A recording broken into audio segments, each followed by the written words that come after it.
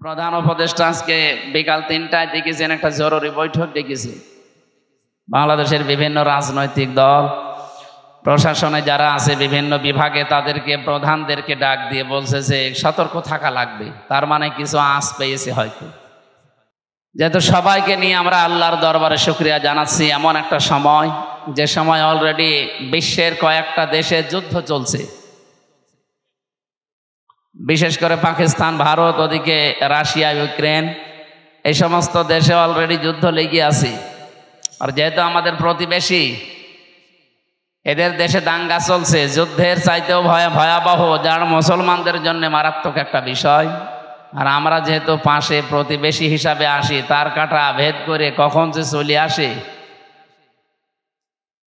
যেন প্রধান উপদেষ্টা আজকে বিকাল ৩টায় দেখেছেন একটা জরুরি বৈঠক ডেকেছে। বাংলাদেশের বিভিন্ন রাজনৈতিক দল, প্রশাসনে যারা আছে বিভিন্ন বিভাগে তাদেরকে প্রধানদেরকে ডাক দিয়ে বলছে যে সতর্ক থাকা লাগবে। তার মানে কিছু আঁচ পেয়েছে হয়তো। এই জন্যে পৃথিবীর নিকৃষ্ট একটা প্রতিবেশী আমরা পেয়েছিলাম এই ইন্ডিয়াকে। আমি বিশ্বের যত দেশে গেছি এইরকম প্রতিবেশী কোনো দেশের আশপাশে আমি পাইনি। অন্যান্য দেশগুলো আমাদের পরে দাঁড়িয়ে গেছে। এই যে মালয়েশিয়া আমি ছিলাম কয়েকদিন আগেও, সেখানে তারা 2004 সাল থেকে দাঁড়াতে আরম্ভ করেছে, এখন দাঁড়িয়েই যাচ্ছে। কারণ তাদের আশপাশে যেগুলো প্রতিবেশী সব শুভাকাঙ্ক্ষী, আর আমাদের এমন প্রতিবেশী 54 বছরে শুধু আমাদের বিরুদ্ধে শুধু মিথ্যা ছাড়া একটা সত্য কথা বিশ্বের মোড়লদের কাছে বলে না। 54 বছরেই মিথ্যা তথ্য ছড়িয়েছে। আপনি দেখেছেন মাইক্রোসফট, আপনারা তো এলাকায় গ্রাম্য মানুষ বেশি, যারা লেখাপড়া করে ইন্টারনেট বোঝে, মাইক্রোসফট রিপোর্ট দিয়েছে তামাম দুনিয়ায় 257টা দেশ সবচাইতে বেশি মিথ্যা তথ্য পরিবেশন করে ইন্ডিয়া। এদের যে সাংবাদিকগুলো, এইগুলোও বেশ মারাত্মক। এই যে ময়ূখ রঞ্জন ঘোষ, আমার মনে হয় জীবনে কোনোদিন সত্য কথা বলেছে কিনা আমার বিশ্বাস হয় না। যত কথা বলে, আমার দেশে যারা এই যে মলম বিক্রি করে বাজারে বসে আতরায়, এরাও এত হকারি করে না। সাংবাদিক নামের একটা কলঙ্ক আমাদের দেশ নিয়ে আগস্টের 5 তারিখের পরে বহু মিথ্যা তথ্য ছড়িয়েছিল, কিন্তু সব যে মিথ্যা এটা প্রমাণ হয়ে গেছে। আমরা দাঁড়াতে পারছি না এই সমস্ত প্রতিবেশীদের কারণে। যেন আমরাও দাঁড়াতে চাই নাকি? মানুষ দাঁড়াবে কখন? যেহেতু আজ নিরাপত্তার বেষ্টনী থেকে আমরা অনেকেই বের হয়ে যাচ্ছি, আমাদের নিরাপত্তা এখন আর নেই। কোরআনে কারীম জানিয়েছে, আল্লাযীনা আমানু ওয়া লাম ইয়ালবিসু ঈমানাহুম বিযুলমিন উলাইকা লাহুমুল আমনু ওয়া হুম মুহতাদুন। সূরা আনআম 7 নম্বর পারা 17 নম্বর পৃষ্ঠার 1ম নম্বর লাইনের 82 নম্বর আয়াতে আছে। এটা তাফসীরে ফি জিলালিল কোরআন সৈয়দ কুতুব রহমতুল্লাহ আলাইহি লিখেছেন। আল্লাহ পাক বলেন, যারা ঈমান আনে আর ঈমানের সাথে কোনোদিন শিরিক আর জুলুম মিশ্রণ করে না। এদিকে তাকিয়ে থাকেন, যে যা করছে করুক, আর পেছনে যেন কেউ গল্প করবেন না ভাই। একটু মন দিয়ে শোনেন। আপনি 10 মিনিট শোনেন, কিন্তু নামাজ যেভাবে পড়া লাগে একেবারে মন স্থির করে ওইভাবে শোনেন, তাহলে 10 মিনিটই ইবাদতের সওয়াব পাবেন। আর এদিক ওদিকে তাকিয়ে গল্প করে আপনার আরো গোনা হয়ে যাবে। আবার কথা বলেন কেন? এদেরকে বারবার এক কথা বলা তো আমার ভাল লাগে না। এই জন্যই তো মিডিয়া আসতে মানা করি, যে এগুলো সাথে এখন দরকার নেই। যত বলে যে আপনারা আমি আগার আসে আর সব কিছু ঠিক করে বসে পড়বে, এরপরে যদি কেউ দাঁড়ায় না তার খবর আছে। আর এখানে আপনি দাঁড়িয়ে আছেন কেন? পেছনে দেখতে পাচ্ছেন একটা লোক আপনার জন্য এখনই চিল্লাবে। এটা তো রাজশাহী বিভাগ না, রংপুরে গেলে না একটা শব্দ শোনা যায় মফিজ। এই বিভাগে তো এই শব্দ শুনলে কেমন লাগে না? আমার মনে হয় যে এই লোকটার বাড়ি মনে হয় রংপুর বিভাগ। তাছাড়া তো এখানে দাঁড়িয়ে থাকার এভাবে কথা ছিল না। এই বিভাগের বদনাম করার জন্য এসেছি। যান একটু, যে যেখানে জায়গা পান হয় বসেন, নাই দাঁড়িয়ে থাকেন, কিন্তু কথা বলবেন না ভাই। যেহেতু আমরা এবাদতে অলরেডি প্রবেশ করেছি, এবাদত যেইভাবে করা লাগে আপনি একটু ওইভাবে করেন। এবাদতটা শেষ হয়ে গেলে তখন আপনার মন মতো চলেন। বলেন তো নামাজ একটা এবাদত, এই নামাজে দাঁড়িয়ে কেউ এদিক ওদিকে তাকায়? কয়টা ফ্যান আছে গুনে নেয়? কি কথা বলছেন এখন? তাহলে ওইটা যদি না করেন, এইটাও তো একটা এবাদত চলছে। এদিক ওদিকে তাকানো বন্ধ, এদিকে তাকিয়ে থাকেন। গুরুত্বপূর্ণ কয়েকটা মেসেজ আছে আজকের আয়াতে। স্থান কাল পাত্র ভেদে বাস্তবতার নিরিখে আমরা তাফসীরুল কোরআন মাহফিলে কোরআন থেকে কথা বলার চেষ্টা চালাবো। ওয়া মা তাওফীকি ইল্লা বিল্লাহ। আল্লাহ বলেন, এখন যে নিরাপত্তাহীনতায় পৃথিবীর মানুষেরা ভুগতেছে, নিরাপত্তা দেওয়ার মালিক একচ্ছত্রভাবে চীন। এত আসতে বললে? তুরস্ক, রাশিয়া, আমেরিকা, ভারত তো এখন নিজেরাই নিরাপত্তাহীনতায় ভুগতেছে। আজকে পাকিস্তানের এক লেফটেন্যান্ট কর্নেল, ওনার বাবা অলরেডি জানিয়ে দিয়েছে পাকিস্তান আর্মির কাছে, আমার ছেলে যুদ্ধের ময়দানে আছে, ওর যদি পেছনে গুলি লাগে তাহলে আমার বাড়িতে নিয়ে আসবেন না, ওর যদি সামনে গুলি লাগে আমার বাড়িতে নিয়ে আসবেন, আমার জায়গা ঠিক করা আছে, কবর দিয়ে দেব। ঠিক লাশ নিয়ে এসেছে আজকে। লাশ নিয়ে আসার পরে দেখে পেছনে একটা গুলিও লাগে নাই, সামনে গুলি লেগেছে 22টা। যাদের ইমান এই পর্যায়ে অলরেডি পৌঁছিয়ে গেছে তাদেরকে হারানো অত সম্ভব সহজ না। এমনি দাদার ভয় লেগে যাচ্ছে, দাদা পাগল হয়ে যাবে আর কিছুদিন যাক। একটা দেশের সাথে দাদার মিল নেই। আমি কতগুলো দেশ ঘুরে আসলাম আশপাশে, শ্রীলঙ্কার সাথে ওদের মিল নেই, মালদ্বীপের সাথে মিল নেই, থাইল্যান্ডের সাথে মিল নেই, না এই যে আফগানিস্তানের সাথে একটা বর্ডার আছে, মিল নেই। পাকিস্তানের সাথে তো দা কুমড়ার সম্পর্ক। এরপরে ভুটানের সাথে মিল নেই, মায়ানমারের সাথে মিল নেই। আমাদের সাথে মিল ছিল, বুবু ছিল, বুবু নেই, মিল নেই। যাই, বুবু যখন চলে গেছে, এতদিন যারা বলতো আমাদের স্বামী স্ত্রীর সম্পর্ক, আপনারা ওখানেই থাকেন, কিন্তু দোলা ভাই সম্পর্ক আমরা মানি না। বুবু মানি, দোলা ভাই মানি, কারণ দোলা ভাইয়ের তো মুসলমানি দেওয়া লাগবে। এটাকে আমি বানালাম না। সূরা বাকারা 2 নম্বর পারা 16 নম্বর পৃষ্ঠা 4 নম্বর লাইনে আছে, 221 নম্বর আয়াতের মাঝের অংশে দেখেন, কোন মুশরিক পুরুষকে কোন মুমিনা নারী বিয়ে করতে পারবে না যতক্ষণ সে মুসলমান না হয়। দাদা তো এখনো মুসলমান হয়েছে, তার সাথে আপনি এতদিন মিথ্যা কথা বলেছেন জাতির লোকের কাছে যে আমাদের স্বামী স্ত্রীর সম্পর্ক হয় কি করে। দাদা হচ্ছে ফুল হাতা আর আমরা হাফ হাতা। আমরা হাফ হাতা না, এখানে কয়েকটা হয়তো ফুল হাতা থাকতেও পারে, ওই যে ছোট ছোট বাচ্চা যারা। সুতরাং আমাদের সাথে যদি এখন আত্মীয়তা করাই লাগে, দাদার এই বুড়ো বয়সে মুসলমানি দেওয়া লাগবে। আর আপনি এই বয়সে হাজাম পাবেন কোথায়? কি কথা বলছেন এখানে? হাজাম কোথায় পাবেন? বুড়ো হাজাম নিয়ে যান, ও ছাতা দেখা যাচ্ছে আগা কাটতে যে গুড়া খেটে ফেলেছে। জীবনের মতো দাদার মুসলমানের শখ মিটে যাবে। এই জন্য ওনার সাথে বিয়ে করা যেহেতু জায়েজ নেই, বউ একটু সাবধানে থাকবেন, কারণ ওই গরুর মদ খাওয়া লোক তো, ওদের তো চরিত্র ঠিক নেই। হ্যাঁ কথা বলেন না কেন? চরিত্র ঠিক আছে, তাহলে বউ কই? এজন্য কি এজন্য গান বেজেছিল, মদের বউ নাই, বাকিটা আর বললাম না, আমার নিজের মেয়ের ওপর পড়বে না, থাক। সম্মানিত ভাইরা, আমরা নিরাপত্তার জন্য যাদের কাছেই বলি না কেন, কেউ নিরাপত্তা দেওয়ার মালিক না। নিরাপত্তা দিতে পারে শুধুমাত্র আমাদের মালিক কে? আল্লাহ আয়াতের ভেতরে 2টা কথা দিয়েছেন, আল্লাযীনা আমানু, যারা ঈমান আনে, ওয়ালাম ইয়ালবিসু ঈমানাহুম বিজুলমিন, এবং তাদের ঈমানের সাথে যারা শিরিক এবং জুলুম মিশ্রণ করে না। এখানে জুলুম মানে শিরিক। সুতরাং আমরা যদি নিরাপত্তা আল্লাহর কাছ থেকে পেতে যাই, আমাদের ঈমান যাই আছে, ঈমানের সাথে যেন কোনো শিরিক, কোনো জুলুম মিশ্রণ না হয়। কে কথা বলেন? কথা বলেন। আল্লাহ পাক বলেন, এ পর্যন্ত বলে আমি শেষ করে দেইনি, এর পরেরটা বলার জন্য আমি এ পর্যন্ত বক্তব্য দিলাম। আল্লাযীনা আমানু ওয়া লাম ইয়ালবিসু ঈমানাহুম বিজুলমিন উলাইকা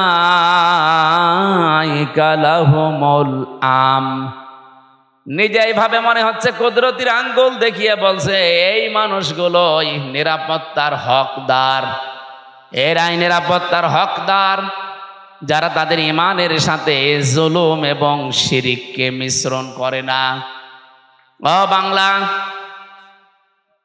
বাংলার মানুষেরা একটু খেয়াল করে দেখেন তো, আপনি কি আল্লাহর পক্ষ থেকে এখনো নিরাপত্তা পেয়েছেন? আপনার ঈমান কি শিরিক মুক্ত? না। এখন যদি বলেন শিরিক কি, আপনি এই কথা আগে ক্লিয়ার করেন। পরা কোরআন শরীফ থেকে আমি শিরিকের যে শ্রেণী বিন্যাস পেয়েছি, শিরিক বিল জাত, শিরিক বিল সিফাত, শিরিক বিল ইখতিয়ারা, শিরিক বিল হুকুক, 120 প্রকার এভাবে সিরিয়াল করা আছে তাফসিরে।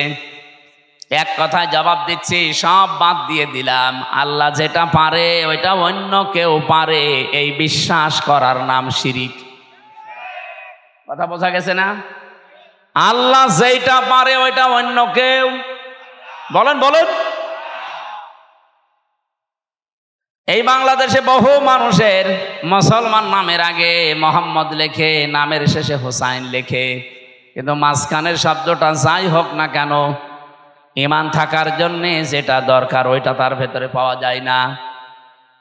আল্লাহ নিজে জানিয়ে দিলেন যে আমি যেটা পারি ওটা অন্য কেউ পারে না। কেউ যদি মনে করে না যে অন্য কেউ পারে, সে আর মুসলমান নেই, সে মুশরিক। এবার বলেন তো, আইন দিতে পারে কে? এটাকে আমি বানিয়ে বলছি? আলা লাহুল খালকু ওয়াল আমরু, এ পৃথিবী বানিয়েছি আমি, এখানে সিদ্ধান্ত চলবে আমি আল্লাহর। সুতরাং এই জায়গায় যদি কেউ হাত দিয়ে বলে যে না আমরাও পারি, এই যে নারী কমিশন যে 318 পৃষ্ঠার রিপোর্ট দিয়েছে, আমি পুরাটা পড়েছি। এখানে আমি কোরআনে কারিমের প্রায় 13টা আয়াতে ওরা ভুল ধরেছে, আর 26টা হাদিস ওরা অস্বীকার করেছে একেবারে ডাইরেক্ট। যেখানে কোরআনের একটা অক্ষর কেউ যদি অবিশ্বাস করে, সে অলরেডি বেঈমান হয়ে যায়। আর পুরাপুরি 13টা আয়াতই ওরা মানে না। তার ভেতরে যেটা বললাম এটা, আলা লাহুল খালাকু ওয়াল আমরু তাবারাকাল্লাহু রাব্বুল আলামিন। বলেন আল্লাহু আকবার। এটা সূরা আরাফের ভেতরে আছে 8 নাম্বার পারার 16 নাম্বার পৃষ্ঠার 12 নাম্বার লাইনে 54 নাম্বার আয়াতের শেষের দিকে আছে। আল্লাহ পাক বলেন সৃষ্টি আমার, আইনও চলবে আমার। সুতরাং ওরা এখন নিজেরা জানাচ্ছে দেহ আমার, সিদ্ধান্ত আমার। কি করে হয় এটা? দেহ আপনার কে বলেছে আপনাকে? আমার এই যে 33 বছর এখন বয়স, আমি 92 সালে জন্ম নিয়েছি। বলেন তো 91 সালের আগে হামজা নামে আমি কিছু ছিলাম? বলেন কি ছিলাম? হালাতা আলাল ইনসানি হিনুম মিনাদ দাহরি লাম ইয়াকুন শাইআম মাযকুরা। রব্বুল আলামিন বলেন আমার নামেই মনে করেন আল্লাহ আয়াতটা দিয়েছেন হামজা।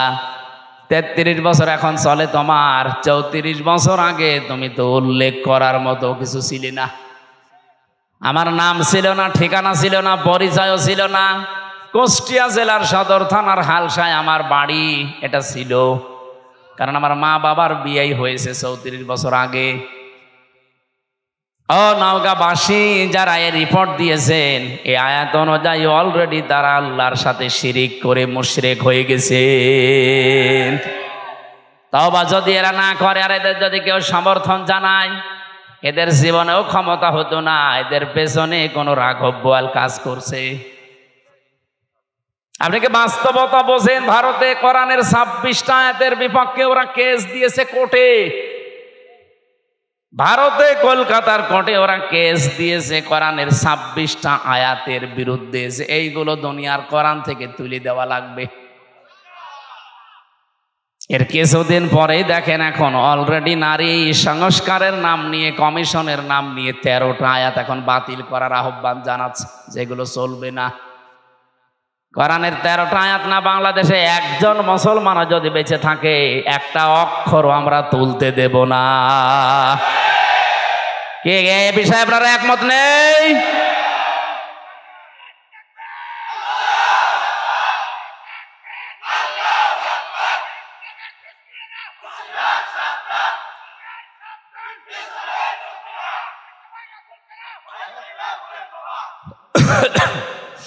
নওগাঁবাসী, আমি আবার বলছি, ঈমান যতটুকু আছে এটা আপনি নির্ভেজাল করবেন।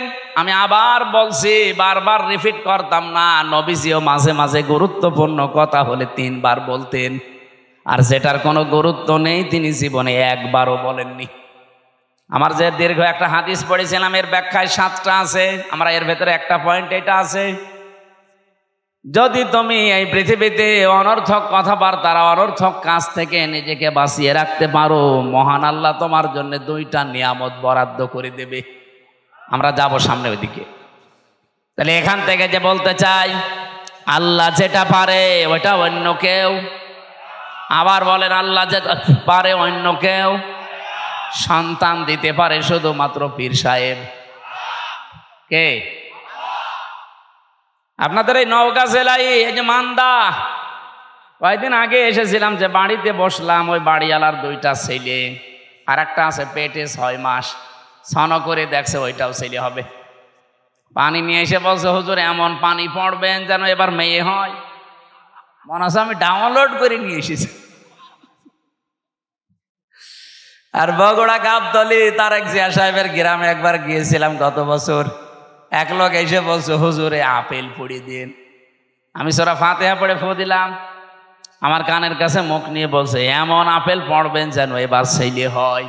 কেন? আমার বারবার মেয়ে হয়, তো এই জন্য আপনারা দিয়ে আমি আপেল পড়াচ্ছি। আপেল দিলাম ফেলে, আপেল কই? ফেলে দিয়েছি। আরে ভাই, আপেল পড়ে যদি ছেলে হইতো আমার 3টা মেয়ে হইতো না? ম্যাডামের শুধু আপেল খাওয়াতো। কি বিশ্বাস দেখেছেন হুজুরের উপরে? এই বিশ্বাসটা যদি আল্লাহর উপরে 100 ভাগ করতো, আমার মনে হয় আল্লাহ দিলে দিতে পারতো। আমি পারবো? আমি পারলে আমারটা পারতাম না? মেয়েরা যারা এসেছেন, এক কথায় শিরিক যেন জীবনে না ঢোকে। আল্লাহ যেটা পারে পৃথিবীর অন্য কেউ। একেবারে নির্ভেজাল থাকা লাগবে। আপনি আমল কম করেন, নামাজ রোজা জিকির আজকার একটু তো হালকা পাতলাও থাকে, কিন্তু ইমানের ভেতরে যদি একেবারে নির্ভেজাল হন, শিরিক মুক্ত থাকেন, আমি গ্যারান্টি দিতে পারি আপনাকে আল্লাহ জান্নাত দিয়ে দেবে। কিন্তু একেবারে গাড়ি গাড়ি পাহাড় পরিমাণ ইবাদত করে বসে আছেন, শিরিক নিয়ে আল্লাহর কাছে গেলে, সূরা ফুরকান 19 নম্বর পারা 1ম নম্বর পৃষ্ঠা 4 নম্বর লাইনে 23 নম্বর আয়াত, আল্লাহ পাক বলেন, কাদিমনা ইলা মা আমিলু মিন আমালিন ফাজাআলনাহু হাবাআম মানসুরা। কোন মানুষ যদি শিরিক মিশ্রিত আমল নিয়ে আমার কাছে ধরা দেয়, ওটা তো দেখা দূরের কথা, ওর মুখের উপরে ধুলি কণার মতো নিক্ষেপ করব। যেন আমাদের জীবন যেন এরকম না হয়ে যায়। আমরা নিরাপত্তা চাই কার কাছে? শিরিক মুক্ত হওয়া লাগবে। বোঝা গেছে? 2 নম্বরে না, আপনারা শুনছেন, আমি একেবারে পয়েন্ট আকারে বলছি, এরপরও যদি মনে রাখতে না পারেন, তো বাড়ি গেলে তো এক্ষুনি ভুলে যাবেন, গলা শুকিয়ে যাচ্ছে।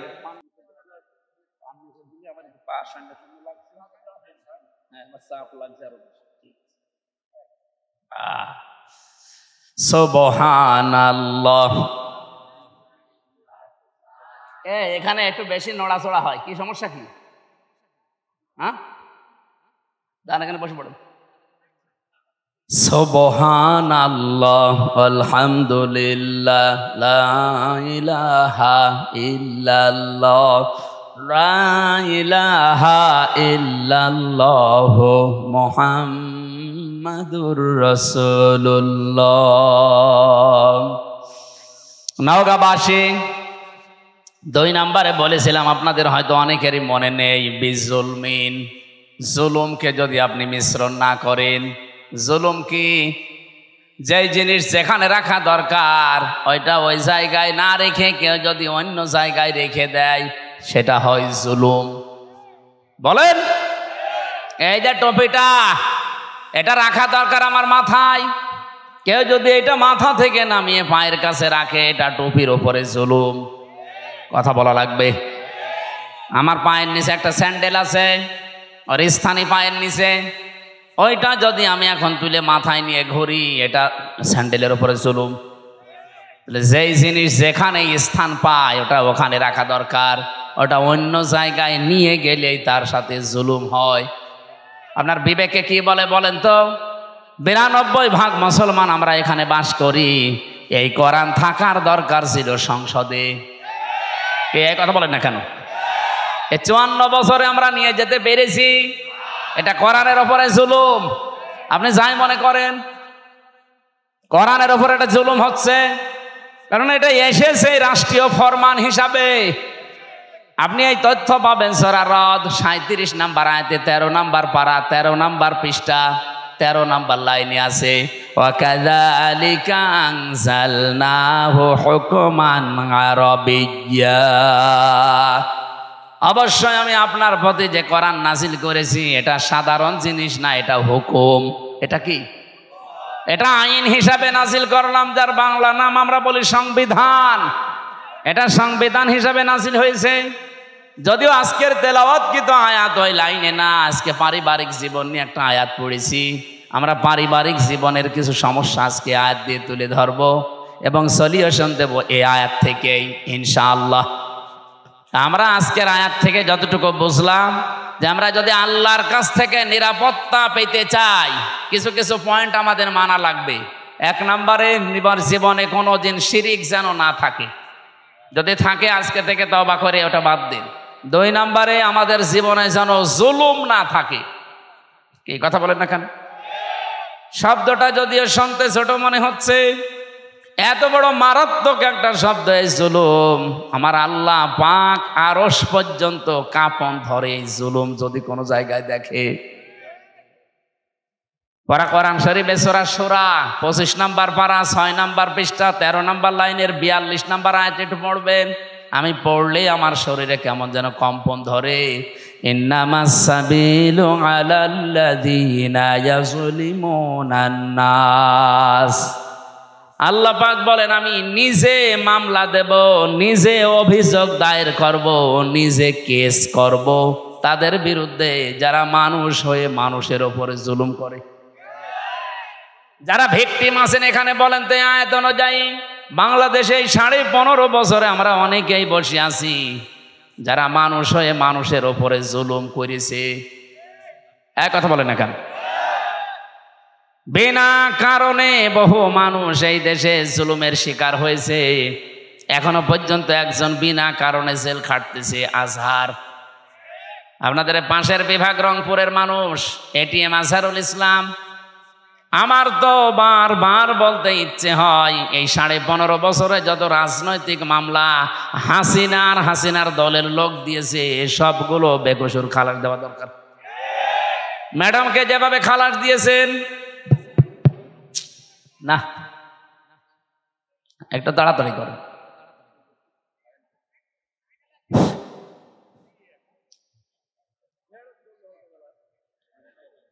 সুবহানাল্লাহ আলহামদুলিল্লাহ লা ইলাহা ইল্লাল্লাহ। সুবহানাল্লাহ আলহামদুলিল্লাহ লা ইলাহা ইল্লাল্লাহ। লা ইলাহা ইল্লাল্লাহ মুহাম্মাদুর রাসূলুল্লাহ। আমার ভাইরা, আমি চাই ম্যাডামকে 6 বছর না, ওনার তো একদিনও জেলে রাখা জুলুম হয়েছে। মামলা দিয়েছিলেন পোড়াটা বানোয়াট। আপনি এতিমের মাল আত্মসাৎ করায় এই মামলা দিয়েছেন, যেই টাকার জন্যে ওই টাকা আরো 7 গুণ বৃদ্ধি হয়েছে। ওনারে আরো পুরস্কার দেওয়ার দরকার ছিল। কিন্তু যারা টাকা পাচার করেছে তাদের এখন আপনি কি করবেন বলেন? এই যে দরবেশ, ওর মাথার চুল থেকে পা পর্যন্ত পুরা সাদা, আমার মনে হয় ভেতরে বাইরে সবই সাদা। এক কথা বলছেন না কেন? 36,000 কোটি টাকা চুরি করেছে 7টা ব্যাংক থেকে। জীবনে আপনি কোনোদিন যদি গণনা করতে দেওয়া হয়, আপনার হাত ব্যথা হয়ে যাবে, এক জীবনে গুনেও শেষ করতে পারবেন না। 36 কোটি টাকা না, 36,000 কোটি টাকা। একজনে যদি এত টাকা চুরি করে, ম্যাডাম খালেদার 2 কোটির জন্য যদি 6 বছর জেল হয়, এই লোকের জেল হওয়া দরকার কিয়ামত পর্যন্ত। আর হাসিনার ছোট বোন এ আল্লাহর ওলি, এরপর পারমাণবিক কেন্দ্র থেকে ৭৬,০০০ কোটি টাকা শুধু একজন নিয়েছে, আর বাকিগুলো তো বাদই দিলাম।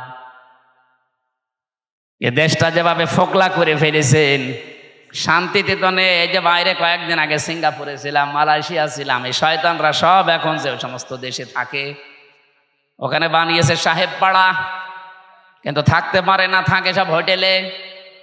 মালয়েশিয়া যে হোটেলে উঠলাম, সিঙ্গাপুরে যে হোটেলে উঠলাম, নিচে নেমে দেখি 2 জন চা খাচ্ছে। কি গো? হুজুর আমরা আগেই পালিয়েছি। পালালেন কেন?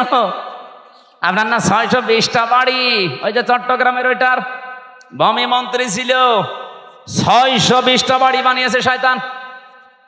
একটা বাড়িতেও থাকতে পারে না, এখন থাকে হোটেলে, তাও চুরি করে। হুজুর দোয়া করবেন, তখন দোয়া বের হয়। আর ভালো লোকের কাছে দোয়া চেয়েছে। আমার মনে হয় এই 9 মাস যদি থাকতো আরো 200 বাড়ি বানাইতো। এক কথা বলেন না কেন? সব দর বাবার টাকায় বানাইতো। বলেন বলেন। এই জুলুম যা করেছেন, জুলুমের এখন আল্লাহ নিজে শোধ নিচ্ছেন আপনাদের উপরে। আলা তাহসাবান্নাল্লাহা গাফিলান আম্মা ইয়ামালুজ জালিমুন।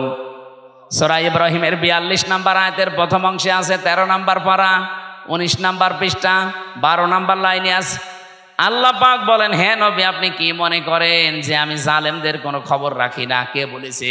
যে যেখানে যাররা পরিমাণ জুলুম করে, দুনিয়ার কোনো কিছু খেয়াল না থাকলে আমার ওইটা খেয়াল থাকে। আমি আমার একেবারে নজরে রাখি, জুলুমটা দেখলে আমি আল্লাহ নিজে। কারণ মাজলুমের বরদুয়ার আমার মাঝে কোনো পর্দা নেই, হিসাব নেই, ও শুধু বলতে দেরি, পৌঁছাতে দেরি হয় না। হাদিসে কুদসি এটা, ইত্তাকি দাওয়াতাল মাজলুম ফাইন্নাহা লাইসা বাইনাহু ওয়া বাইনাল্লাহি হিজাব। হে পৃথিবীর মানুষেরা, মাজলুমের বরদুয়া থেকে বেঁচে থাকবা, কারণ মাজলুমের বরদুয়া আর আল্লাহর ভেতরে কোনো হিজাব, পর্দা থাকে না। আমি রিমান্ডে আমার আগে ছাত্র দলের এক ভাইকে নিয়ে গেল। এই যে জুলুম আমি নিজে দেখেছি, রিমান্ডের নামে যে টর্চার করেছিল এই শয়তানগুলো আমাদের উপরে, এটা আমি বসতে পারি না কেন? 11 ঘন্টা আমারে টাঙিয়ে রেখেছে চোখ বেঁধে, মাজায় দড়ি দিয়ে। এরপর থেকে আমার মাজাও ব্যথা, পিঠেও ব্যথা। বসতে গেলে শক্ত জিনিসে বসলে 10 মিনিটের ভেতরে ব্যথা শুরু হয়। আমার আগে ওনার পাশের রুম থেকে, সেল থেকে নিয়ে গেল, চোখ বেঁধে কালো কাপড় দিয়ে, পেছনে ডান্ডা বেড়ি, হ্যান্ডকাপ লাগিয়ে ডান্ডা বেড়ি দিয়ে আস্তে আস্তে টেনে নিয়ে যাচ্ছে। ভালো মানুষ নিয়ে গেল, আসার সময় দেখি ও মা ও বাবা বলে চিল্লাচ্ছে। আসার পরে দেখি এইগুলো একটাও নখ নেই, সব সাদা লাগছে। সাদা এমনি হয়নি, এই হাত এভাবে চেয়ারের সাথে বেঁধে দেয়। আমারে দেখিয়েছিল ওই যে নখ যেগুলো দিয়ে তোলে, আমারে বলছে হুজুর আমরা এটা দিয়ে নখ তুলি। হাতের সাথে ক্লিপ লাগিয়ে দেয়, গলার সাথে একটা বেল্ট লাগিয়ে দেয় চেয়ারে, আপনি নড়তে পারবেন না। শুধু একটা মাত্র টিপ দেবে, 1 মিনিটে আপনি 120 বার ঘুরবেন। এমন সিস্টেম করা আছে, ওই মেশিনটা শুধু হাতে আর পায়ের সাথে লাগাবে। এগুলো জেলা থানা শহরে না, এগুলো পাওয়া যায় বিভাগীয় শহরে, এবং বিশেষ করে কাউন্টার টেররিজমে। ডিবি অফিসের নিচতলায় মাটির নিচে যে ঘর আছে, আপনার বিশ্বাস যদি এখন মনে হয় নেই, এগুলো আমি নিজে দেখেছি রিমান্ডে থাকাকালীন। একটা শুধু টিপ মারে, এক টিপে আপনার নখ যতগুলো আছে সব খসে চলে আসে। আরে ভাই, নখ খসে গেলে ছেড়ে দে না, ওর ওপর আবার লবণ ছিটিয়ে দেয়। ছাত্র দলের ওই ভাইয়ের এই যে নখগুলো যে সাদা সাদা, এমনি না, নখ তুলে নেওয়ার পরে ওর উপরে ওই মোল্লা সল্ট, সাদা ধবধবে লবণ, ওটা ছিটিয়ে দিয়েছে, তখন সাদা লাগছে। এই জন্যই তো এরকম চিৎকার মারছিল। আমার যে অফিসার নিয়েছিল সঞ্জয় দত্ত হিন্দু, এ বেটা বলছিল আমি নিজে শিবিরের যে সাবেক কেন্দ্রীয় সভাপতি দেলাওয়ার, এই ঠাকুরগাঁও বাড়ি, পরে আমরা ফুটবলের মতো লাথিয়েছি। ওর হাতের পায়ের নখ সব তুলে নিয়েছে। এই যে জুলুম গুলো যারা করেছিলেন, মানুষ জুলুম করে একটা টার্গেট নিয়ে। আমি আয়াতের তাফসিরে একটা ঘটনা পড়েছি, সাদ্দাত বাদশাহ, এর নাম শুনেননি? এই লোকটা, তার স্বপ্ন সাদ ছিল আমি দুনিয়ায় জান্নাত বানিয়ে নিজে উদ্বোধন করব। কিন্তু তার এই পেছনে আমি পড়ে দেখেছি তাফসিরে তাবারির ভেতরে আছে, আল্লাহ তার এই স্বপ্ন সাদ পূরণ করতে দেয়নি শুধু একটা মহিলার বর দেওয়ার কারণে। ওই জামানার নবী যিনি ছিলেন হযরত হুদ আলাইহিস সালাম, তার কাছে জিজ্ঞাসা করে করে ও জান্নাত বানিয়েছিল যে তোমার আল্লাহর বানানো জান্নাত আমার লাগবে না, আমি নিজে বানাবো। এখান থেকে একটা শিক্ষা আমি নিয়ে এসেছি, ভালো করে খেয়াল করবেন। 20 বছর ধরে ওর জান্নাত বানাচ্ছে, 22,000 শ্রমিক কাজে লাগিয়েছে। এলাকায় যত স্বর্ণ রূপা পাওয়া যায় সব নিয়ে আসতেছে বিভিন্ন জায়গা থেকে, পেয়াদাদেরকে পাঠিয়ে দেয়, যাও যেখানে যা সোনা রূপা পাও নিয়ে আসো, আমার জান্নাত বানাতে হবে। একটা মহিলা বিধবা, তার মা বাবা নেই, এতিম। বিয়ে হওয়ার কয়েকদিন পরে স্বামী মারা গেছে, তার কাছে স্বামীর দেওয়া 1 টুকরা স্বর্ণ ছিল। ও যে বলছে ওটা দেওয়া লাগবে, বাদশার স্বপ্ন পূরণ করতে হবে। মেয়েটা বলেছে আমার এই শেষ সম্বল, এটা নেবেন না। বারবার নিষেধ করার পরও শোনে নাই, না বাদশার স্বপ্ন সাদ এ পূরণ করাই লাগবে।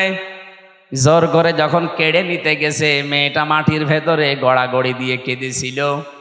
তাফসিরে ফিজিল কি তাবারির মুফাসসির লিখেছেন, ওই দিন সঙ্গে সঙ্গে মেয়েটা বরদ দিয়েছে, এই মাজলুম অবস্থায় আল্লাহ আমার জীবনের শেষ সম্বলটুকু যে কেড়ে নিল, তাকে তুমি স্বপ্ন পূরণ করতে দিও না। এ দোয়াটা কবুল হয়ে গেছে। এ লোকটা জান্নাত যেদিন উদ্বোধন হবে, এত সিকিউরিটি দেওয়া, একটা পিপিলিকা আসার মতো কায়দা নিয়ে এত সিকিউরিটি দেওয়া। হঠাৎ জান্নাতের মেন গেটে যাবার পরে দেখে একটা ফকির বসা। জিজ্ঞাসা করছে এখানে আসলে কি করে? ফকির ওখান থেকে বলে, বাদশাহ ঘোড়ার পিঠ থেকে একটু কানটা কাত করেন, আমার কিছু কথা আছে। বলে পরে, না এখনই বলবো। এখনই বলবো মানে কে তুমি? এত গরমে কথা বলো।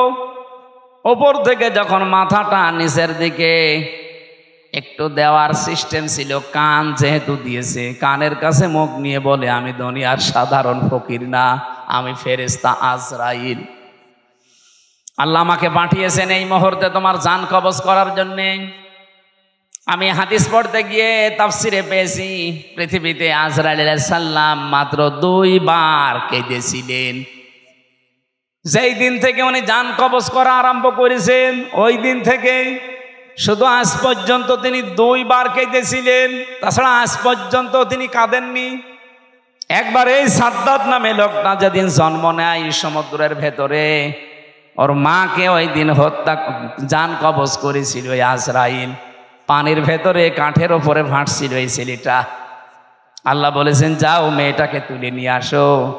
ওই দিন আজরাইল কেঁদে ফেলেছিল। আপনি চিন্তা করেন তো কি সিচুয়েশন ছিল যে আজরাইল পর্যন্ত কেঁদে ফেলেছে।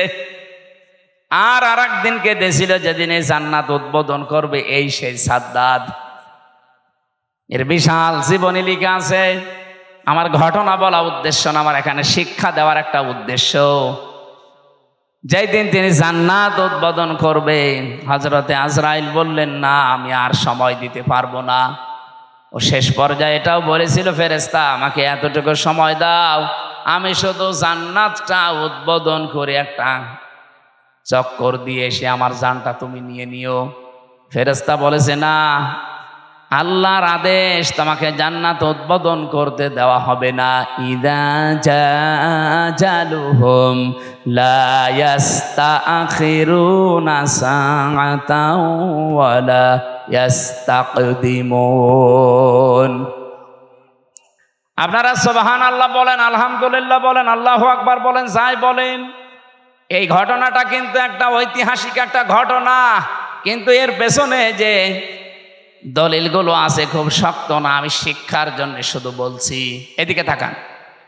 ও জান্নাতের গেট, মেন গেটে দাঁড়িয়ে ভেতরে যাবার জন্য ঘোড়ার পিঠ থেকে জোর করে হলেও তিনি লাফ দিয়েছিলেন, কিন্তু পারেন নাই। জান্নাতের চৌকাঠ স্পর্শ করার আগেই ঘোড়ার পিঠ থেকে বাইরে পড়ে গেছে। মুফাসসির বলেন, কেন সে জান্নাতের চৌকাঠ পর্যন্ত স্পর্শ করতে পারলো না জানো? কারণ ওই যে বিধবা একটা এতিম মেয়ের বরদোয়া ছিল। আপনি বলেন তো এখান থেকে কি পেলেন? এত বড় বিশাল শক্তিশালী বাদশাহ তার স্বপ্ন পূরণ করার জন্য কি করেছে আপনি বলেন? 22,000 শ্রমিক কাজে লাগিয়েছে, 20 বছর একাধারে শ্রম দিয়ে বানিয়েছে, মনের মতো করে সাজিয়েছে। যেদিন উদ্বোধন করবে পারে নাই শুধু একটা মেয়ে লোকের, এতিম অসহায় বিধবা এই মেয়ে লোকটার বরদোয়া লেগেছিল যে আমার শেষ সম্বলটুকু যে কেড়ে নিল তার স্বপ্ন তুমি পূরণ করতে দিও না। আপনি রাগ করলেও এবার বলবো 15.5 বছর যারাই ছিল এরাও তো বিভিন্ন স্বপ্ন নিয়েছিল। কথা বলেন না কেন? কেউ বলেছিল যে 21 সাল হয়ে গেল, 21, তারপরে বলছে না 41 সাল হয়ে গেল, তারপরে বলে না 71 সাল। আমার মনে হয় একেবারে চলে যেত কিয়ামত পর্যন্ত। আপনি যে আশা নিয়ে এগিয়ে যাচ্ছিলেন, ওই মহিলার শুধু একটা বরদোয়া যদি থাকার কারণে এত বড় বাদশার স্বপ্ন সাত পূরণ না হয়, আপনারা যা করেছেন 15.5 বছরে একটা দুইটা না কত মানুষের শেষ সম্বল কেড়ে নিয়েছেন। আপনি নিজে থেকে বলেন, সিলেটের ইলিয়াস আলী আজ পর্যন্ত পাওয়া গেল না লোকটারে। কি সম্বল ছিল সিলেটের জন্য? সঠিক কথা বলতো আমি দেখেছি। ভারতের আধিপত্য এই উগ্রপন্থী যারা এদের বিরুদ্ধে বজ্রকণ্ঠ ছিল লোকটার, কিন্তু তাকে আজ পর্যন্ত পাওয়া গেল না। তার পরিবারের তার ছোট্ট মেয়েটা আমি দেখেছিলাম ওই দিন হাসিনার কাছে যেদিন যায় বলে আমার বাবাকে ফিরিয়ে দেন, কি মায়া কান্না করছিল যে না আমি দেখতেছি, অথচ ওই সময় তার মেরে ফেলেছে। এত বড় নাটক আপনি করলেন।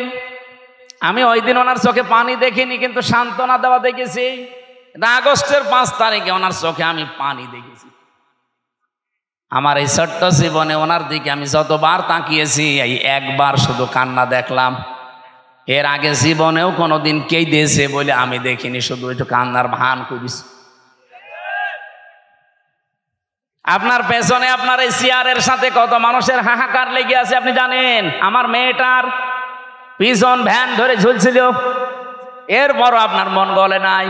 7 মাস আমি ওকে রেখে এসেছিলাম, বাড়ি যেয়ে দেখি একবারে ও 3.5 বছর হয়ে গেছে ওর বয়স। কারণ আমি একবারে 3 বছর কতদিন পরে বাড়ি থেকে গেলাম জেল থেকে। ও নিজেও আমারে চেনে না। যেদিন আমি জেল থেকে বাড়ি গিয়ে নিচতলায় দাঁড়িয়েছি, ওই ছোট মেয়েটা আমারে বলছে, হুজুর আমাদের বাড়ি আসেন। ও মনে করছে এরকম হুজুর বহু আসে 3 বছরে, এটা মনে হয় হুজুরই হবে। আমি যে ওর বাবা ও জানেই না, কারণ এই 3 বছরে তো জীবনে ওরা দেখিনি আমি। আমার সাথে দেখা সাক্ষাৎ পর্যন্ত, আমার যোগাযোগ পর্যন্ত বিচ্ছিন্ন ছিল। আমার আর মাওলানা মামুনুল হক আর তারেক জিয়া সাহেবের বন্ধু গিয়াসউদ্দিন মামুন ভাই, এই 3 জনের দিকে সিসি ক্যামেরা তাক করে রেখেছিল।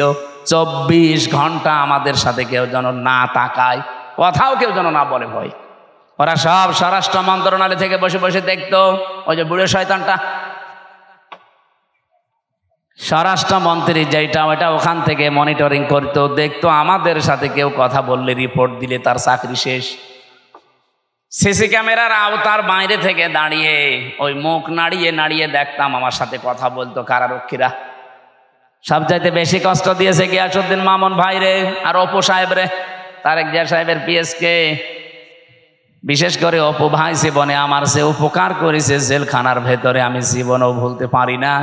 যেখানেই যাই, বিশেষ করে তাহাজ্জুদের নামাজের পরে আমার ওনার নামটা এমনি মনে চলে আসে, আল্লাহ অপু মিয়াকে তুমি মাফ করে দিও, বলেন আমিন।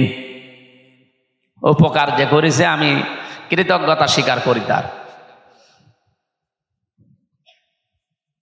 বলেন তো, আমি একটা ছোট মানুষ, ওই সময় আমার 30 বছর বয়স ছিল, এখন নাই 33। কি করেছিলাম এত আমি যে আমাকে এত শাস্তি দেওয়া লাগবে আপনার? 3টা বছর আমি জানি না যে বাইরে কেউ বেঁচে আছে না মরে গেছে। পরে বের হয়ে শুনছি আমার দাদা মরে গেছে, আমার আপন দাদা যে আমাকে মাদ্রাসায় পড়িয়েছিল। আমি শুনলাম আমার চাচাতো এক ভাই ছিল, সে মরে গেছে। আমার একটা শালা ছিল, সেও মরে গেছে, চাচাতো শালা। আমার নানি বেঁচে ছিল, উনিও মারা গেছে। আমার নানা ছিল, উনিও মারা গেছে। একটাও আমি জানিও না, কারণ আমার কাছে কেউ খবর দিত না। ভয়ে আসবে কি করে? সিসি ক্যামেরা দেখলেই তার পরের দিন আবার পানিশমেন্ট দিত। ওই দূর থেকে মুখ নাড়িয়ে হাতের ইশারায় বলতো যে আপনার অমুকে অমুক। মানে আমি বুঝতাম যে হয়তো কেউ মরে গেছে আজকে। নিজেকে আপনি এই জায়গায় একটু দাঁড় করিয়ে বলেন তো, কি কড়াকড়ি করতো আমার সাথে? এই জুলুমটা করে আপনি কি পেলেন? এখন তো নিজেই দেশান্তরিত হয়ে বসে আছেন। কি কথা বলছেন না কেন? জুলুম করবেন না কারো উপরে, এটা আল্লাহ জীবনও সহ্য করে না। এত বড় নিকৃষ্ট একটা জিনিস, এত বড় বাদশার শুধু একটা মাজলুমের বরদোয়ার কারণে তার জান্নাত উদ্বোধন করা দূরের কথা, চৌকাঠে আল্লাহ পা দিতে দেয়নি। আর আপনি বিশাল স্বপ্ন সাথ নিয়ে বসে আছেন এত বড় বড় জুলুম করে। কত মানুষকে আয়না ঘরে রেখে তার জীবন শেষ করে দিয়েছেন। রিমান্ডে আমার যে মাটির নিচে নিয়েছিল, যে ঘরে ওরা নিজেরাই বলতো যে পাশ দিয়ে যেটা দেখতে পাচ্ছেন এই ড্রেন, এর ভেতরে কত মানুষকে আমরা কারেন্টের শক দিয়ে মাছের খাবার বানিয়ে দিই। এরকম অবস্থায় আপনি কি দিক দ্বারা ঠিক থাকবে আপনার? এরপরে আমার বলছে আপনাকে যা বলতে বলি, এটা যদি ম্যাজিস্ট্রেটের কাছে না বলেন আপনার বউ তুলে নিয়ে আনবো। আপনি কত বড় ইমানদার যে এই সময় ঠিক থাকতে পারবেন বলেন? এই শেষ পর্যায়ে 10 দিন একাধারে অত্যাচার করার পর আমার মাথার চুল থেকে পায়ের তালু পর্যন্ত 1 ইঞ্চি জায়গা বাকি নেই যেখানে টর্চার করে নাই। শেষ পর্যন্ত আমার সহ্যের বাইরে চলে যাওয়ার পরে বললাম, যান, যা বলবেন বলেন, আর কি করবো। যে বলছে আপনার বউ তুলে নিয়ে আনবো, তখন আর কিছু বলা যায়? আর কারণ ওদের তো চরিত্র নেই, ও তাই তুলে নিয়ে আসবে। বারবার চিন্তা হচ্ছিল বাচ্চাটার বয়স কেবল 7 মাস, এই অবস্থায় তুলে নিয়ে আসলে তো বাচ্চাটাও নিয়ে আসবে। আর যেখানে আমারে রাখে এত বড় বড় মশায় আমারে কামড় দেয়, ওরা আসলে এমনি মশার কামড়ে মরে যাবে। এই জন্য বললাম যে যান স্যার, যা ভাল লাগে করেন, আপনারা যা বলতে বলেন আমি বলবো। সব জামাত ইসলামের বিরুদ্ধে, শিবিরের বিরুদ্ধে। আর আমি আকিস গ্রুপে চাকরি করতাম, আকিস গ্রুপের বিরুদ্ধে এই কথাগুলো লিখে নিয়েছে, অথচ একটা কথাও আমার না। ওরা 10টা পয়েন্ট লিখে আমার সই করে বলছে, হুজুর সই করেন, আপনারা ছেড়ে দেব। তখন আমি 164 বুঝতাম না, সই করে দিলাম ম্যাজিস্ট্রেটের সামনে। পরে শুনছি ওইটা আমার জবানবন্দি ওরা লিখে নিয়েছে, এই যে কায়দা কৌশল করে প্রতারণা করে। আল্লাহরও বিচার আছে।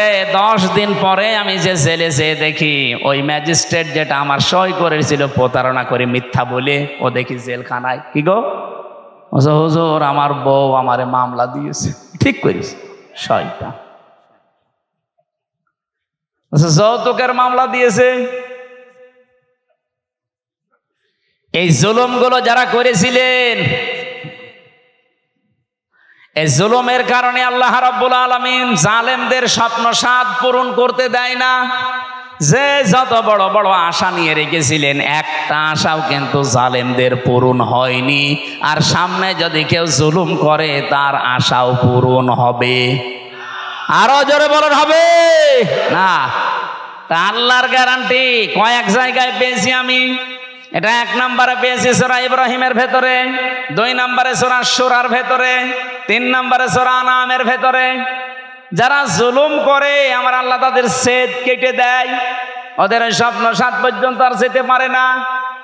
কোরআনে কারীম জানিয়েছে, সূরা আলে ইমরানের ভেতরে আছে, ইন্নামা নুমলি লাহুম লিয়াজদাদু ইসমা ওয়া লাহুম আযাবুম মুহিন।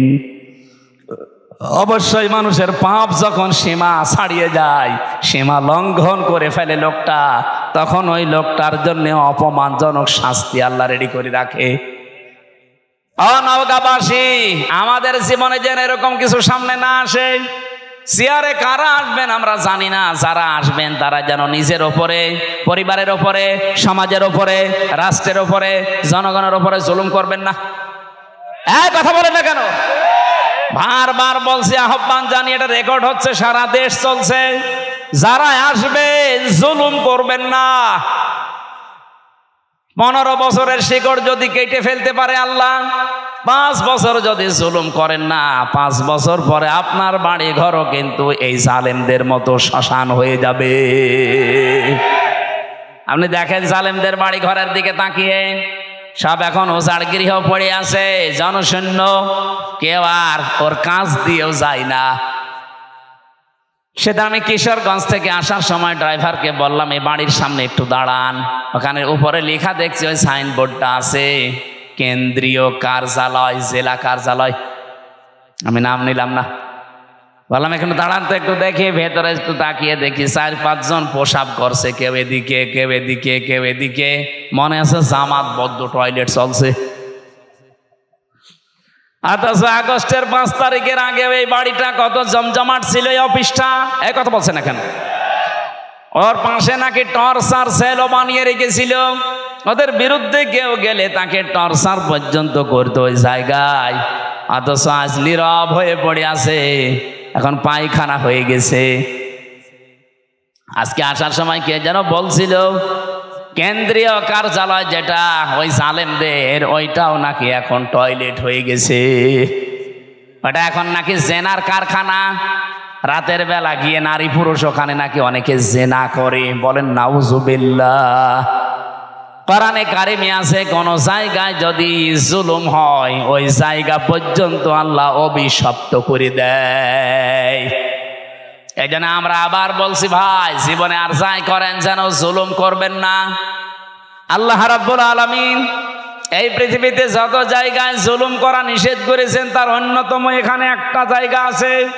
সূরা আলে ইমরানের 14 নম্বর আয়াত, রাব্বুল আলামিন বলেন, এদিকে তাকিয়ে থাকবেন, প্রথমে 7টা জিনিসের নাম পাবেন, এরপরে 3টা জিনিস আমার আল্লাহ পুরস্কার ঘোষণা দিয়েছেন। এই পুরস্কার পাওয়ার জন্য আমার আল্লাহ 7টা গুণ আমাদেরকে অর্জন করার আহ্বান জানিয়েছেন। এই 14, 15, 16, 17 এই নাম্বার আয়াতগুলো থেকে এখন আমি তাফসীর করছি।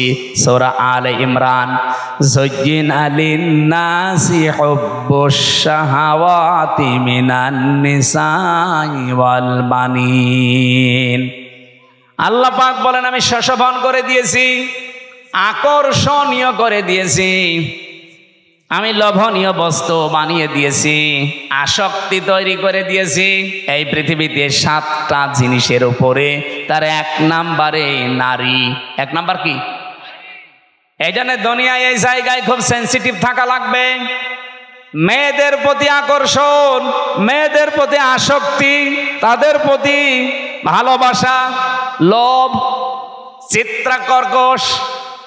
চিত্রাকর্ষণ, এগুলো আল্লাহ বানিয়ে দিয়েছেন। এই জায়গাতে খুব সেন্সিটিভ থাকা লাগবে আমাদের। বিশেষ করে এখন যে তথ্য প্রযুক্তির যুগ চলছে, মোবাইলে যারা কথা বলেন বিভিন্ন জায়গায়, ইমোতে বলেন, হোয়াটসঅ্যাপে বলেন, মেসেঞ্জারে বলেন, আর যাই বলেন না কেন খুব সাবধানে কথা বলবেন, কারণ আপনার প্রতিটা কথা কিন্তু রেকর্ড করা হচ্ছে।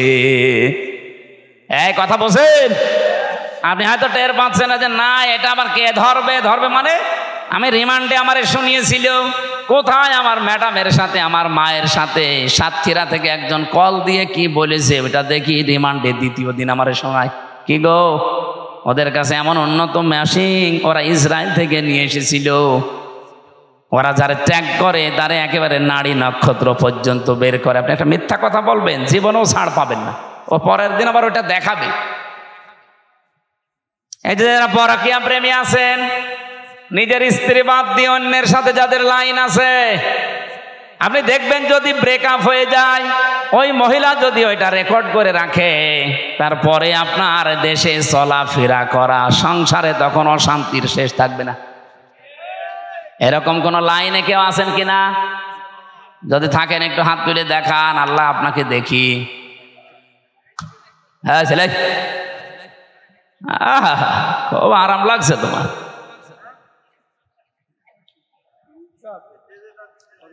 না ধরা খাবেন কিন্তু। দেখলেন না টাকলা মোরাদ মাত্র 6 মিনিট 9 সেকেন্ডের অডিও কল, তাও ফাঁস হয়ে গেছে। ওর মন্ত্রিত্ব শেষ, ওর এমপিগিরি শেষ, দল থেকে বাদ। আর কি অপমান!